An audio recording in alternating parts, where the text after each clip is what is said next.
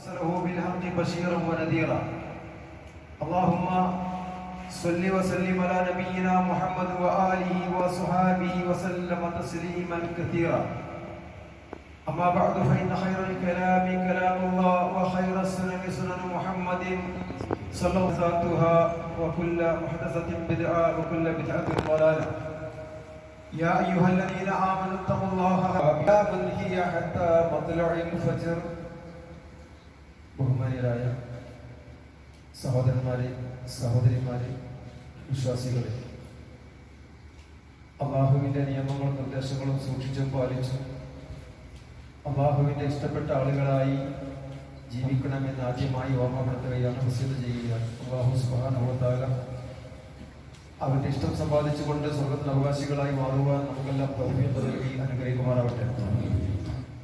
പരിശുദ്ധ റമദാനിന്റെ അവസാനത്തെ വെള്ളിയാഴ്ചയിലാണ് ഇൻഷാ അല്ലാഹ് നമ്മളെല്ലാവരും ഒരുമിച്ച് കൂടിയിരിക്കുന്നത്. കഴിഞ്ഞ ദിവസങ്ങളിലൊക്കെ നമ്മൾ അനുഷ്ഠിച്ച നോമ്പും തറാവീഹ് നമസ്കാരങ്ങളും ഖുർആൻ പാരായണങ്ങളും ദിക്ർ ദുആകളും ദാനധർമ്മങ്ങളും ഒക്കെ അല്ലാഹു സുബ്ഹാനഹു വ തആല സ്വീകരിക്കുന്ന അമലായി മാറട്ടെ. സഹോദരന്മാരെ, സഹോദരിമാരെ, പരിശുദ്ധ റമദാനിലെ ഏറ്റവും പ്രധാനപ്പെട്ട ദിവസങ്ങളിലൂടെയാണ് ഇപ്പോൾ കടന്നുപോയിക്കൊണ്ടിരിക്കുന്നത്. ഈ സന്ദർഭത്തിൽ നമ്മൾ ഓരോരുത്തരും ഒരു ആത്മപരിശോധന നമ്മളെ സംബന്ധിച്ച് നടത്തേണ്ടതുണ്ട്. കഴിഞ്ഞ 10-20 ദിവസം നമ്മൾ നോമ്പെടുത്തുകൊണ്ട് നമ്മൾ ചെയ്തിരിക്കുന്ന ഇബാദത്തുകൾ എത്രത്തോളം ഉണ്ട്, ആ നോമ്പിന്റെ ചൈതന്യങ്ങൾ ഉൾക്കൊണ്ടുകൊണ്ട് എനിക്ക് അള്ളാന്റെ ഇഷ്ടം സമ്പാദിക്കാൻ സാധിച്ചിട്ടുണ്ടോ? അതുപോലെ തന്നെ തറാവീഹ് നമസ്കരിക്കുവാനും കൃത്യമായി അള്ളാന്റെ ഇഷ്ടം സമ്പാദിക്കുവാനും ഒക്കെ ഈ കഴിഞ്ഞു പോയ ദിവസങ്ങളിൽ എനിക്ക് സാധിച്ചിട്ടുണ്ടോ ഇല്ലേ എന്നുള്ളത് ഞാനടക്കം നമ്മൾ ഓരോരുത്തരും നെഞ്ചത്ത് കൈവച്ചുകൊണ്ട് നമ്മളോട് ചോദിക്കേണ്ട ചോദ്യമാണ്. നമ്മൾ മനസ്സിലാക്കേണ്ട ഒരു വസ്തുത, ഈ റമദാൻ മാസത്തിൽ ഓരോ രാത്രികളിലും നരകത്തിന് അവകാശികളായ ഒരുപാട് മനുഷ്യരെ അല്ലാഹു സുബ്ഹാനഹു വ തആല മോചിപ്പിക്കുന്നുണ്ട്, നരകത്തിൽ നിന്ന് മോചിപ്പിക്കുന്നുണ്ട്. ഇത് വലിയൊരു അനുഗ്രഹമാണ്. അതുകൊണ്ട് തന്നെ ലോകത്തിന്റെ നാനാഭാഗത്തും ആളുകൾ ഈ പാപമോചനത്തിന് വേണ്ടി അഹോരാത്രം പരിശ്രമിച്ചുകൊണ്ടിരിക്കുക. നമ്മൾ 1-2 ആളുകൾ മാത്രം, അല്ലെങ്കിൽ കുറച്ച് ആളുകൾ മാത്രം ഇതൊക്കെ അവഗണിച്ചുകൊണ്ട് ഇങ്ങനെ ജീവിക്കുന്നുണ്ട് എന്നത് ഒരു സത്യമാണെങ്കിൽ നമ്മൾ മനസ്സിലാക്കേണ്ട ഒരു മറുവശമുണ്ട്. ഇപ്പൊ മക്കയിലും മദീനയിലും ഒക്കെ നേരത്തെ തന്നെ പള്ളിയിലേക്ക് പ്രവേശിച്ച് പള്ളിയുടെ ഉള്ളിലേക്ക് കയറാൻ പറ്റാത്ത രീതിയിൽ ജനനിബിഡമായിരിക്കുകയാണ് പല പള്ളികളും. പക്ഷെ നമ്മളിപ്പോഴും ഈ ഒരു അലസത നമ്മൾ മാറിയിട്ടില്ല, സമയമായിട്ടില്ല, അവസാന വെള്ളിയാഴ്ച എന്നുള്ള ബോധമൊന്നുമില്ല. ആളുകൾ ഇങ്ങനെ വളരെ ഒരു തണുപ്പോട് കൂടി നിൽക്കുന്ന ഒരു സാഹചര്യം അതൊരിക്കലും ഉണ്ടായിക്കൂടാ. ഇനി ഈ സന്ദർഭം നമുക്ക് കിട്ടൂല. ഇൻഷാ അല്ലാഹ് അല്ലാഹു തൗഫീഖ് ഉണ്ടെങ്കിൽ അടുത്ത വർഷം അല്ലാഹു നമുക്ക് ആയുസ്സ് നീട്ടി തരുന്നുണ്ടെങ്കിൽ നമുക്ക് ഇതുപോലുള്ള റമദാൻ കിട്ടും. പക്ഷെ നമുക്ക് ഉറപ്പില്ല.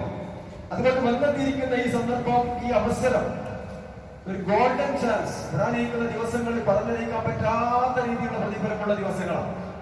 റസൂൽ സല്ലല്ലാഹു അലൈഹി വസല്ലം റമദാനിന്റെ അവസാനത്തെ 10ലേക്ക് പ്രവേശിച്ചാൽ പൂർണ്ണമായിട്ടും എഴുതിക്കാഫിലിരിക്കുമായിരുന്നു. പള്ളിയിൽ ഭജനം ഇരിക്കും, അള്ളാഹനെ ആരാധിക്കാൻ വേണ്ടി മാത്രം ഒഴിഞ്ഞിരിക്കും. ഹദീസിന്റെ പ്രയോഗം തന്നെ അരയും തലയും മുറുക്കിക്കെട്ടി ഇബാദത്തിന് വേണ്ടി പ്രത്യേകമായി തയ്യാറായി ഒരുങ്ങി നിൽക്കും റസൂൽ സല്ലല്ലാഹു അലൈഹി വസല്ലം. സഹോദരന്മാരെ, നമുക്കും സാധിക്കേണ്ടത് അള്ളാഹുവിന്റെ അനുഗ്രഹത്താൽ നമുക്ക് നല്ലൊരു പള്ളിയുണ്ട്, എല്ലാ സൗകര്യങ്ങളും ഉണ്ട്. ഭജനമിരിക്കാൻ, എഴുതിക്കാതിരിക്കാനുള്ള ഒരു മനസ്സ് മാത്രമേ നമുക്ക് ഉണ്ടാകേണ്ടതുള്ളൂ. അവസാനത്തെ 10 മുഴുവനായിട്ട് ഇരിക്കാൻ സാധിക്കുന്ന ആളുകൾക്ക് അങ്ങനെ ഇരിക്കാം, അതിന് സാധിക്കാത്ത ആളുകൾക്ക് ഒറ്റയായ ദിവസങ്ങളിൽ ഇരിക്കാം, അതിന് സാധിക്കാത്ത ആളുകൾക്ക് ഒറ്റയായ രാവുകളിൽ. അത് വളരെ പ്രധാനപ്പെട്ട സന്ദർഭമാണ്, സമയമാണ്. ലൈലത്തുൽ ഖദ്ർ ഖൈറുൻ മിൻ അൽഫി ഷഹർ. ഞാൻ നിങ്ങൾ ഓതി ലഭിച്ച സൂറത്തുൽ ഖദ്ർ, ഇതിന് അർത്ഥം പറയേണ്ട ആവശ്യമില്ല, എല്ലാവർക്കും അറിയുന്ന ഒരു സൂറത്താണ്, മനഃപ്പാടമുള്ള സൂറത്താണ്. അല്ലാഹു സുബ്ഹാനഹു വ തആല ഈ പരിശുദ്ധ ഖുർആൻ ഇറക്കിയിരിക്കുന്നത് ഈ ലൈലത്തുൽ ഖദ്റില. ആ ലൈലത്തുൽ ഖദ്ർ ആകട്ടെ റമദാൻ മാസത്തിലാണ്, അതാകട്ടെ അവസാനത്തെ 10 ഒറ്റയായ രാവിലാണ് എന്നൊക്കെ നബി സല്ലല്ലാഹു അലൈഹി വസല്ലം നമുക്ക് പറഞ്ഞു തരുമ്പോൾ അതിന്റെ പ്രത്യേകത എന്താ? ഖൈറു മിൻ അൽഫി ഷഹർ.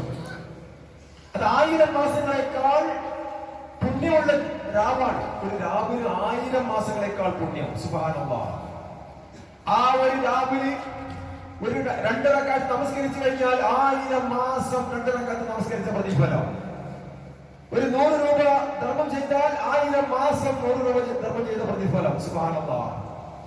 ദിക്റുകൾ ചൊല്ലിക്കഴിഞ്ഞാൽ, ഖുർആൻ പാരായണം ചെയ്താൽ, എന്തൊരു സൽക്കർമ്മം ചെയ്തോ അതിനൊക്കെ 1000 മാസങ്ങളെക്കാൾ ഖൈറും മിൻ അൽഫി ശഹർ. അല്ലാഹ് പറയാം. ഒരു പുരുഷായുസ് മുഴുവൻ ഏകദേശം 83ഓളം വർഷം നമ്മൾ ഇബാദത്തുകൾ ചെയ്ത പ്രതിഫലം കിട്ടുന്ന ഒരു രാവ് വരാനിരിക്കുന്നു എന്ന് പറയുമ്പോൾ സ്വർഗം ആഗ്രഹിക്കുന്ന ആരാണ് ആ രാവിനെ കാത്തിരിക്കാത്തത്, അതിനെ പ്രതീക്ഷിക്കാത്തത്? അതുകൊണ്ട് സാധിക്കുന്ന ആളുകളൊക്കെ എഴുതിക്കാപ്പിരിക്കണം, ആളുകൾ ഇരിക്കണം. റസൂൽ സല്ലല്ലാഹു അലൈഹി വസല്ലമയുടെ കാലത്ത് പ്രവാചകനും സഹാബാക്കളും അതുപോലെ സഹാബ വനിതകളും ഒക്കെ എഴുതിക്കാപ്പിരുന്നു. ആയിഷ റളിയല്ലാഹു അൻഹ ഉദ്ധരിക്കുന്ന ഹദീസിൽ കാണാൻ സാധിക്കും, പ്രവാചകൻ മരണം വരേക്കും റമദാനിന്റെ അവസാനത്തെ 10 എഴുതിക്കാപ്പിരുന്നു. പ്രവാചകന്റെ മരണശേഷവും ഞങ്ങൾ ഇരുന്നിരുന്നു എന്ന് പറയുന്നത് പ്രവാചകന്റെ ഭാര്യമാരാണ്, പ്രവാചക ഭക്തിമാരാണ്, സഹാബ വനിതകളാണ്. അതുകൊണ്ട് തന്നെ സഹോദരന്മാരെ, സഹോദരിമാരെ, നമുക്ക് സ്വർഗം ലഭിക്കണോ, നാം ചെയ്തു പോയ പാപങ്ങൾ പുറത്തു കിട്ടണോ, അള്ളാഹുവിന് ഇഷ്ടമൊക്കെ സമ്പാദിക്കണോ എങ്കിൽ വരാനിരിക്കുന്ന ദിവസങ്ങൾ അതിപ്രധാനമായ ദിവസങ്ങളാണ്. ഈ പള്ളിയിൽ 5 ആളുകളൊക്കെ രാത്രി എഴുതിക്കാതിരിക്കട്ടെ എന്നാണ് ഞാൻ മനസ്സിലാക്കുന്നത്. പോരാ, ഈ പ്രദേശത്തുള്ള തടസ്സമില്ലാത്ത മുഴുവൻ ആളുകൾക്കും ഈ പള്ളിയിൽ വചനമിരിക്കാൻ സാധിക്കണം. അതല്ലെങ്കിൽ നമ്മുടെ മഹലിൽ ഏതെങ്കിലും ഒരു പള്ളിയിൽ റമദാന്റെ അവസാനത്തെ 10 വന്നു കഴിഞ്ഞാൽ തുണിഷാപ്പില് അല്ല തിരക്ക് വേണ്ടത്, ടെക്സ്റ്റൈൽസിലല്ല തിരക്ക് വേണ്ടത്. അതൊക്കെ റമദാന്റെ മുന്നേ നമ്മൾ ചെയ്യണം. അതേ സമയത്ത് റമദാൻ ആയി കഴിഞ്ഞാൽ അങ്ങാടിയിലെ ആളുകളുടെ തിരക്കാം. എല്ലാ ഷോപ്പിലും അങ്ങാടികളിലും സകലം ആളും പെണ്ണും കഴിഞ്ഞ് നടക്കുന്ന ഒരവസ്ഥ.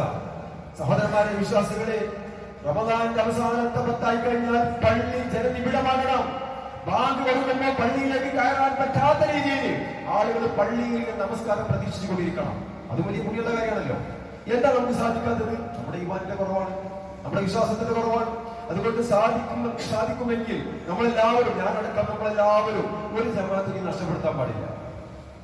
കഴിഞ്ഞുപോയ ദിവസങ്ങളിൽ ജമാഅത്ത് കൃത്യമായി നിർവഹിക്കാൻ സാധിച്ച ആളുകൾ അൽഹംദുലില്ലാഹ് എത്രയോ ആളുകൾക്ക് നഷ്ടപ്പെട്ടു പോയിട്ടുണ്ട്. ഖേദിക്കണം. ഇനി വരാനിരിക്കുന്ന ദിവസങ്ങൾ ഒരിക്കലും അങ്ങനെ ആയിക്കൂടാ എന്ന് മനസ്സിലാക്കണം.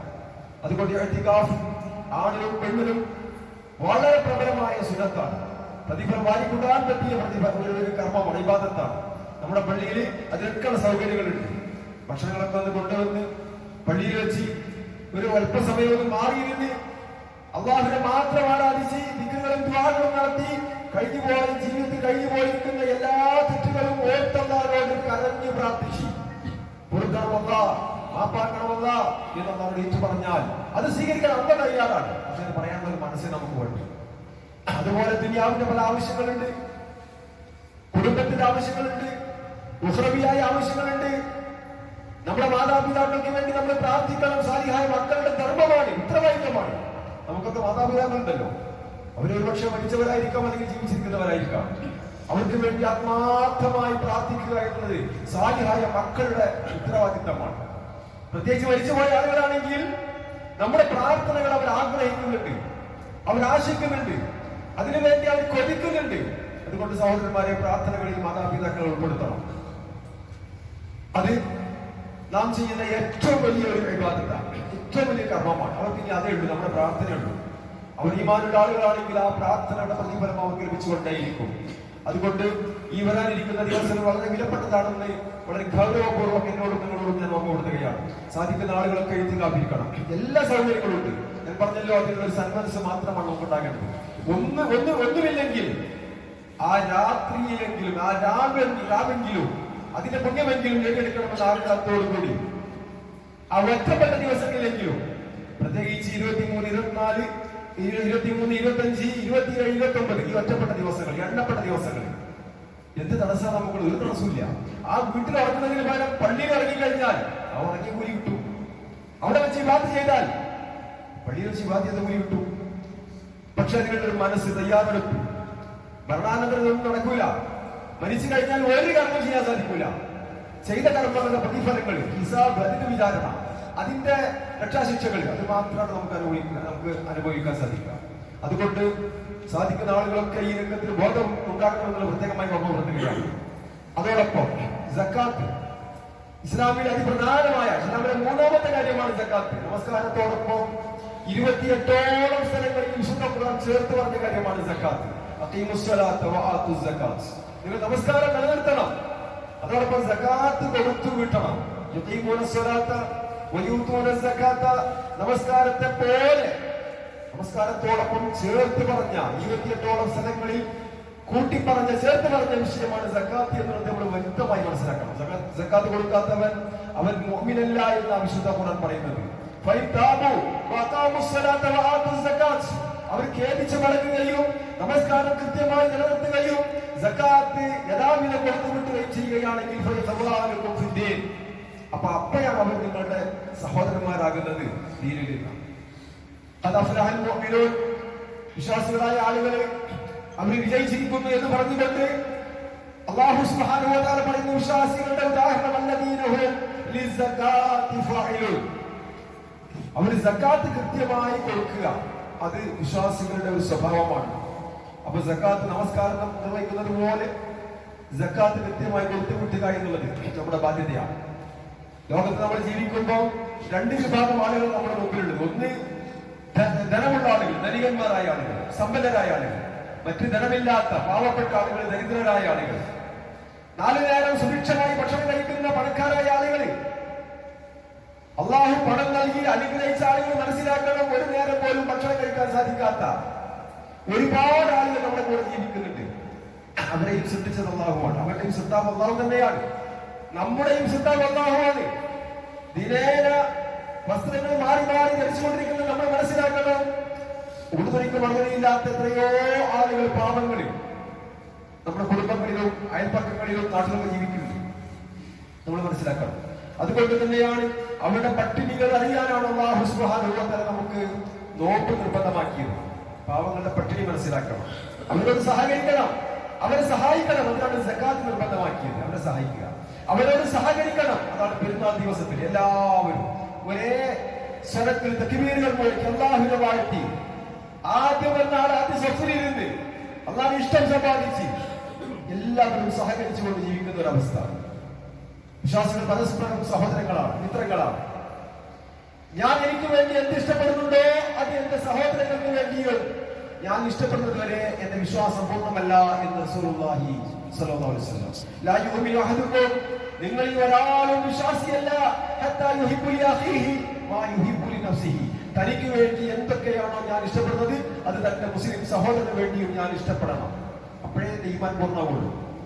എനിക്ക് നല്ല ജോലി കിട്ടണം, എനിക്ക് നല്ല സമ്പത്ത് ലഭിക്കണം, എനിക്ക് നല്ല അനുഗ്രഹങ്ങളും ഐശ്വര്യങ്ങളും സന്തോഷങ്ങളും ഉണ്ടാകണം എന്ന് ഞാൻ ആഗ്രഹിക്കുമ്പോൾ എന്റെ സഹോദരങ്ങൾക്കും അങ്ങനെ ഉണ്ടാകട്ടെ എന്ന് ഞാൻ ആഗ്രഹിക്കണം.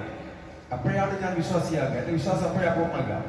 ചുരുക്കി പറഞ്ഞാൽ നമ്മൾ സ്വന്തം കാര്യം നോക്കി നടന്നാൽ പോരാ, മറിച്ച് നമ്മുടെ ചുറ്റുഭാഗത്തുമുള്ള ഒരുപാട് പാവങ്ങൾ, സാധുക്കള്, മിസ്കീന്മാര്, ഫക്കീറുകള്, യതീമുകള്, വിധവകള്, രോഗികള് എല്ലാവരെയും പരിചരിച്ചുകൊണ്ട് എല്ലാവരുടെ സന്തോഷവും നമ്മുടെ സന്തോഷമാകണം, എല്ലാവരുടെയും ദുഃഖം നമ്മുടെ ദുഃഖമാകണം. ആ രീതിയിൽ നമ്മൾ മാറണം. നോമ്പ് എന്ന് പറയുന്നത് ശരീരം കൊണ്ടുള്ള ജിഹാദാണ്. സക്കാത്ത് എന്ന് പറയുന്നത് സമ്പത്ത് കൊണ്ടുള്ള ജിഹാദാണ്. സമ്പത്ത് കൊണ്ടുള്ള ജിഹാദ് സക്കാത്താണ്. അത് നൽകി കഴിഞ്ഞാൽ സമൂഹത്തിന് സന്തോഷവും സമാധാനവും ഉണ്ടാവും. ദാരിദ്ര്യം നിർമ്മാർജ്ജനം ചെയ്യാൻ സാധിക്കും. സ്നേഹവും സഹകരണവും ആളുകൾക്കിടയിൽ ഉണ്ടാകും. വിശ്വസിക്കുകയും സൽക്കർമ്മം പ്രവർത്തിക്കുകയും ചെയ്യുന്ന ആളുകൾ അവർ നമസ്കാരം കൃത്യമായി നിർവഹിക്കുകയും സക്കാത്ത് യഥാവിധം കൊടുത്തുവിട്ടുകയും ചെയ്യും. അവർക്കാണ് റബ്ബിന്റെ അടുക്കൽ മഹത്തായ പ്രതിഫലമുള്ളത്. അവർക്ക് യാതൊരു ഭയപ്പാടും ദുഃഖവും അവർക്കുണ്ടാവില്ല എന്ന് വിശുദ്ധ ഖുർആൻ പറയുമ്പോൾ സഹോദരന്മാരെ സഹോദരിമാരെ അതിനുള്ള സംവിധാനം നമ്മുടെ മഹലിലുണ്ട്. കാര്യക്ഷമമായ ഒരു സക്കാത്ത് സെല്ല് ഇവിടെ പ്രവർത്തിക്കുന്നുണ്ട്. നമ്മുടെ സമ്പത്തിന്റെ 2% ഈ സക്കാത്ത് സെല്ലില് നമ്മൾ നിക്ഷേപിക്കണം, അടക്കണം. അത് കൊടുത്തു കഴിഞ്ഞാൽ നമ്മുടെ ബാധ്യത നിർവഹിച്ചു. പിന്നെ മഹലിന്റെ ഉത്തരവാദിത്തമാണ് ആ മഹലിൽപ്പെട്ട ഫക്കീർമാരെ, മിസ്കീന്മാരെ അവരെ കണ്ടെത്തിക്കൊണ്ട് ആ സക്കാത്ത് അവർക്ക് എത്തിച്ചു കൊടുക്കുക എന്നുള്ളത്. സക്കാത്തിന്റെ പണം വിശുദ്ധ ഖുർആൻ സൂറത്ത് തൗബയിൽ 60-ാമത്തെ ആയത്തിൽ വളരെ വ്യക്തമായി പറഞ്ഞു, നമുക്ക് തോന്നിയ പോലെ ചെലവഴിക്കാനുള്ളതല്ല, മറിച്ച് 8 വിഭാഗം ആളുകൾക്കാണ് സക്കാത്തിന്റെ പണം ചെലവഴിക്കേണ്ടത്. അവരാണ് അതിന് അർഹരായ ആളുകൾ. അത് ഒന്ന് ഫക്കീർമാരാണ്, 2 മിസ്കീന്മാരാണ്. പിരിക്കുകയും അത് വിതരണം ചെയ്യുകയും ചെയ്യുന്ന അതിന്റെ ജോലിക്കാർ, ഉദ്യോഗസ്ഥന്മാർ. ഹൃദയം ഇസ്ലാമിലേക്ക് ഇണക്കപ്പെട്ട പുതു മുസ്ലിം അവർ അടിമകൾ, കടം കണ്ട് ബുദ്ധിമുട്ട് അനുഭവിക്കുന്ന ആളുകളും, അള്ളാഹുവിന്റെ മാർഗത്തിൽ എന്ന് വെച്ചാൽ യുദ്ധം ചെയ്യുന്ന യോദ്ധാക്കൾ, ഇസ്ലാമിക രാജ്യത്ത് യുദ്ധം ചെയ്യുന്ന പടയാളികൾ, യോദ്ധാക്കന്മാർ, വഴിയാത്രക്കാർ, ഇങ്ങനെ 8 വിഭാഗം. അവർക്കാണ് സക്കാത്തിന് പണം കൊടുക്കേണ്ടത്. അപ്പൊ മഹലിൽ നമ്മൾ കൊടുത്തു കഴിഞ്ഞാൽ വ്യക്തിപരമായി നമ്മുടെ ബാധ്യത നിർവഹിച്ചു.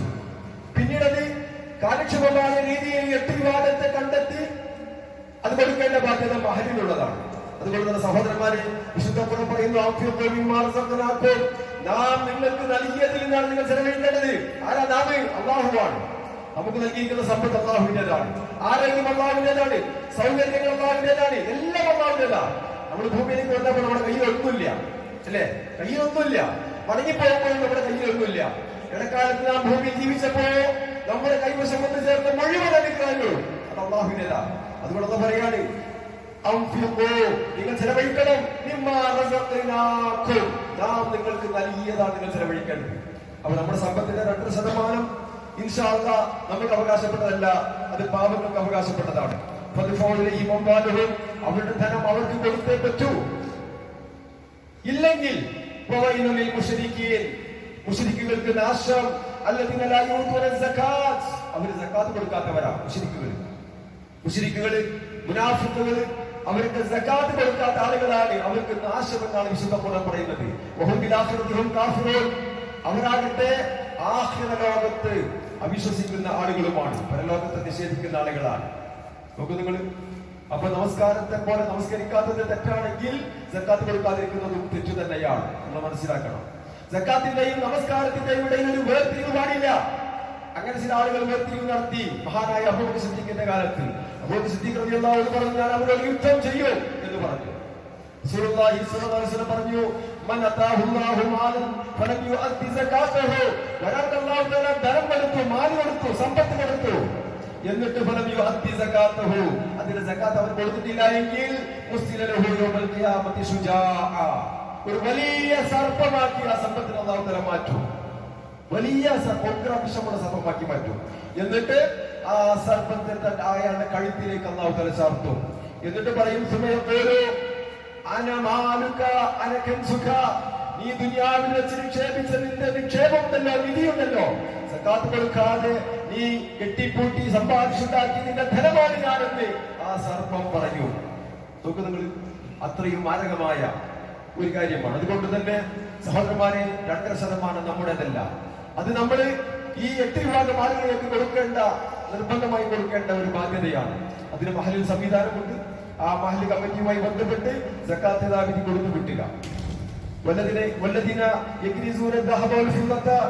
അള്ളാഹുവിന്റെ മാർഗത്തിൽ ചെലവഴിക്കാതെ സ്വർണ്ണവും വെള്ളിയും ഒക്കെ സമ്പാദിച്ചുകൊണ്ടിരിക്കുന്ന ആളുകൾ അവർക്ക് വേദനാജനകമായ ശിക്ഷ എന്നാ പറയുന്നത്. നരകത്തിലെ ചുട്ട് പഴിപ്പിച്ചുകൊണ്ട് ആ ധനം അള്ളാഹു ചുട്ട് പഴിപ്പിക്കൊണ്ട് ശരീരമാസകലം ചുട്ടുകൊണ്ടിരിക്കും അതിനെ കൊണ്ട്. ഇത് നിന്റെ ധനം തന്നെയാണ്, നീ കെട്ടിപ്പൂട്ടി വെച്ച പാവങ്ങൾക്ക് കൊടുക്കാത്തതും നിന്റെ ധനമാണെന്ന് പറയും. അതുകൊണ്ട് ഈ സമ്പാദിച്ചു വെച്ച പണത്തിലൊക്കെ നീ അനുഭവിച്ചോ, അത് ആസ്വദിച്ചോ എന്ന് പറയുന്ന ഒരു സന്ദർഭം അതൊരിക്കലും നമുക്ക് ഉണ്ടായിക്കൂടാ. അതുകൊണ്ട് സമ്പത്ത് അല്ലാഹുവിന്റെ അനുഗ്രഹമാണ്, സന്താനം അല്ലാഹുവിന്റെ അനുഗ്രഹമാണ്, എല്ലാവിധ സൗകര്യങ്ങളും അല്ലാഹുവിന്റെ അനുഗ്രഹമാണ്. ആ അള്ളാഹുവിനെ നമ്മൾ ഒരിക്കലും മറക്കാൻ പാടില്ല. അള്ളാഹു പറഞ്ഞ രീതിയിൽ നമ്മൾ ജീവിക്കണം, അതനുസരിക്കണം. അപ്പോഴാണ് നമ്മൾ മുസ്ലിം ആവുക. ഇനി നമ്മൾ പെരുന്നാളായി കഴിഞ്ഞാൽ നമ്മൾ ഫിത്ർ സക്കാത്ത് കൊടുക്കണം. നമ്മുടെ നോമ്പിന്റെ, നാം അനുഷ്ഠിച്ച നോമ്പിന്റെ കേടുപാടുകൾ തീർക്കാനുള്ളതാണ്. അതിന്റെ ന്യൂനതകൾ, ഒരുപാട് ന്യൂനതകൾ ഉണ്ടാവും, ഒരുപാട് പോരായ്മകൾ വന്നിട്ടുണ്ടാവും. ആ നോമ്പിന്റെ എല്ലാ ന്യൂനതകളും പോരായ്മകളും പരിഹരിക്കാൻ നമ്മുടെ ഫിത്ർ സക്കാത്ത് പര്യാപ്തമാണ്. അതുകൊണ്ട് തന്നെ റമദാൻ അവസാനിച്ചു കഴിഞ്ഞാൽ, ശവ്വാൽ ദൃശ്യമായി കഴിഞ്ഞാൽ ഫിത്ർ സക്കാത്ത് നമ്മുടെ മേൽ നിർബന്ധമായി, എല്ലാവരുടെ മേൽ നിർബന്ധമായി. അത് നമ്മൾ കൊടുത്തുകൊണ്ടണം. അതിനുള്ള സംവിധാനം ഇവിടെ മഹലിലുണ്ട്. 150 രൂപയാണ് പെർ ഹെഡ്. എത്ര ആളാണോ ഉള്ളത് അത്രയും ആളുകൾക്ക് 150 രൂപ വീതം ഇവിടെ കമ്മിറ്റി ഏൽപ്പിച്ചു കഴിഞ്ഞാൽ കമ്മിറ്റി അതിന്റെ അർഹതപ്പെട്ട ആളുകൾക്ക് നോക്കി അത് കൊടുക്കും. പക്ഷെ നമ്മൾ കൊടുത്ത് നമുക്ക് തന്നെ അത് കിട്ടണമെന്ന് നമ്മൾ ആഗ്രഹിക്കരുത്. അതൊക്കെ തീരുമാനിക്കല് ഇവിടുത്തെ കമ്മിറ്റിയാണ്. ആരാണ് പാവപ്പെട്ട ആളുകൾ, ആരാണ് അർഹരായ ആളുകൾ, ആരാണ് ഈ ഫിത്ർ സക്കാത്ത് വാങ്ങാൻ യോഗ്യതയുള്ള ആളുകൾ എന്നൊക്കെ കണ്ടെത്തിക്കൊണ്ട് അത് നിർവഹിക്കേണ്ടത് കമ്മിറ്റിയുടെ ബാധ്യതയാണ്. പക്ഷേ ആ ഫിത്ർ സക്കാത്ത് കൊടുക്കുക എന്നത് നമ്മുടെ ഓരോരുത്തരുടെയും ഉത്തരവാദിത്തമാണ്. അതെല്ലാം സംഘടിതമായി നിർവഹിക്കേണ്ട കാര്യമാണ് എന്നുള്ളത് പ്രത്യേകമായി ഓർമ്മപ്പെടുത്തുകയാണ്. അതുപോലെ തന്നെ പെരുന്നാൾ ദിവസം നമുക്ക് ഒരുപാട് സന്തോഷിക്കാനുള്ള ദിവസമാണ്. കാരണം നാം ചെയ്തിരിക്കുന്ന തെറ്റുകളൊക്കെ പൊറുക്കപ്പെട്ട് എല്ലാം അല്ലാഹുവോട് ഏറ്റുപറഞ്ഞ് ഒരു പുതിയ മനുഷ്യനായി, ഒരു നവജാത ശിശുവായി മാറിയിരിക്കുന്ന സന്ദർഭമാണ്. ഒരുപാട് സന്തോഷിക്കാൻ അവകാശമുണ്ട്. അതുകൊണ്ട് പെരുന്നാൾ ദിവസം നമ്മൾ പുതുവസ്ത്രം ധരിക്കണം. ലഘുവായ ഭക്ഷണം കഴിച്ചുകൊണ്ട് തക്ബീറുകൾ മുഴക്കിക്കൊണ്ട് നമ്മൾ പള്ളിയിലേക്ക് വരണം, ഈദ്ഗാഹിലേക്ക്. ഇൻഷാ അല്ലാഹ് നമുക്ക് ഈദ്ഗാഹ് ഉണ്ടാകുന്ന എല്ലാ സൗകര്യങ്ങളും ഉണ്ട്. ആ ഈദ്ഗാഹിലേക്ക് വളരെ നേരത്തെ നമസ്കാരം തുടങ്ങേണ്ടതുണ്ട്. അതുകൊണ്ട് സുബഹി നമസ്കരിച്ച് പിന്നെ ആരും ഉറങ്ങാനോ കിടക്കാനോ നിൽക്കണ്ട. സുബഹി നമസ്കരിച്ചുകൊണ്ട് തക്ബീറുകൾ മുഴക്കി കുളിച്ചു മാറ്റി വൃത്തിയുള്ള വസ്ത്രം ധരിച്ച് സന്തോഷത്തോടുകൂടി കുടുംബസമേതം ഈദ്ഗാഹിലേക്ക് എത്തണം. എല്ലാവരെയും കൂട്ടി, കുട്ടികളെയും മക്കളെയും സ്ത്രീകളെയും ഒക്കെ കൂട്ടി ഈദ്ഗാഹിലേക്ക് എത്തണം. എന്തിനാണ് പറയുന്നു? ആർത്തവകാരികളെ പോലും മുസല്ലയിലേക്ക് കൊണ്ടുവരണം. അവര് നമസ്കരിക്കുന്ന സമയത്ത് അവർ മാറി നിന്നാൽ മതി. ആ തക്ബീറിൽ അവർ പങ്കെടുക്കണം, ആ സംഗമത്തിൽ അവർ പങ്കെടുക്കണം. പരസ്പരം കാണുകയും ബന്ധങ്ങൾ പുതുക്കുകയും തക്ബീറുകൾ മുഴക്കുകയും ആ സന്തോഷത്തിൽ പങ്കെടുക്കുകയും ചെയ്യണം. പക്ഷേ നമസ്കരിക്കുന്ന സമയത്ത് ആർത്തവകാരികൾ മാറി നിന്നാൽ മതി എന്ന് പറയുമ്പോ വീട്ടിൽ ആരും ഉണ്ടാവാൻ പാടില്ല. എല്ലാവരും ഒരുവിധം സാധിക്കുന്ന മുഴുവൻ ആളുകളും ഈ ഈദ്ഗാഹിലേക്ക് വരണം എന്നുള്ളതാണ് ഇസ്ലാമിന്റെ നിർദ്ദേശം. ഈദ്ഗാഹിലേക്ക് വരുമ്പോ മുസല്ലയുമായി വരണം, വുളു ചെയ്തുകൊണ്ട് വരണം. അതേപോലെ തന്നെ നമ്മൾ വരുന്ന ഒരു വഴിക്കും പോകുന്നത് വേറെ വഴിക്കുമാകണം. സൗഹൃദങ്ങൾ പങ്കിടണം. വിശ്വാസികൾ എല്ലാവരും ഒരുമിച്ച് കൂടിക്കൊണ്ട് സൗഹൃദം പങ്കിട്ടുകൊണ്ട് ക്ഷേമാന്വേഷണം നടത്തിക്കൊണ്ട് ഈ കാര്യങ്ങളൊക്കെ നിർവഹിക്കണം. ഇതൊക്കെയാണ് പെരുന്നാളുമായി ബന്ധപ്പെട്ട് നമുക്ക് മനസ്സിലാക്കുവാനും കേൾക്കുവാനുമുള്ള കാര്യങ്ങൾ. ധാരാളം സൽക്കർമ്മങ്ങൾ പ്രവർത്തിച്ചുകൊണ്ട് റസൂലുള്ളാഹിന്റെ സുന്നത്തുകൾ കേട്ട് മനസ്സിലാക്കി ജീവിതത്തിൽ പകർത്തിക്കൊണ്ട് ജീവിക്കാൻ നമ്മൾ എല്ലാവരും തയ്യാറാകണം. അതിന് പറ്റിയ സാഹചര്യമുള്ള ഒരു പള്ളിയും എല്ലാ സൗകര്യങ്ങളും നമുക്കുണ്ട്. അല്ലാഹു സുബ്ഹാനഹു വ തആല അതിനുള്ള മനസ്സ് നമുക്ക് എല്ലാവർക്കും നൽകി അനുഗ്രഹിക്കുമാറാകട്ടെ.